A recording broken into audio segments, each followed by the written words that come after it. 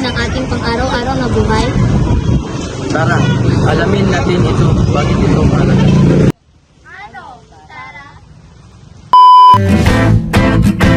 Alam niyo ba kung ano ang economics? Ito ay nagmula sa salitang Griego na oikonomia o pamamahala sa tahanan. Ang economics ay nagmula naman sa dalawang salita, ang oikos, pamilya o tahanan, at nomos na ang ibig sabihin ay pangangasiwa, pamamahala o batas. Ang economics ay isang pag-aaral kung paano ginagamit ang likas na yaman upang matugunan ang pangangailangan at kagustuhan ng mga tao. Binubuo ito ng tatlong pangunahing gawain: produksyon, pangkonsumo at pamamahagi. Produksyon, ang proseso ng paggawa ng mga produkto at serbisyo. Halimbawa, nagtanim ang magsasaka ng gulay upang maibenta sa palengke. Pagkonsumo, ang paggamit ng mga produkto upang matugunan ang pangangailangan. Halimbawa, uminom ng tubig ang bata dahil nauuhaw siya. Pamamahagi, ang distribusyon ng mga produkto at serbisyo ng mga tao.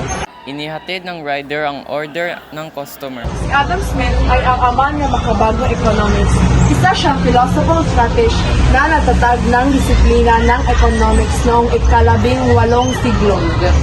Ang economics ay may dalawang pangunahing sangay, ang microeconomics at ang macroeconomics. Ang micro ay individual na desisyon at reaksyon ng mga sambayanan at negosyo. Ang macroeconomics ay konsepto at desisyon na may kaugnayan sa kabuuan ng ekonomiya. Konsepto ng visible hand. Ang pamilyan ay may likas na kakayahang itama ang sarili ng hindi pinakikialaman ng pamalaan.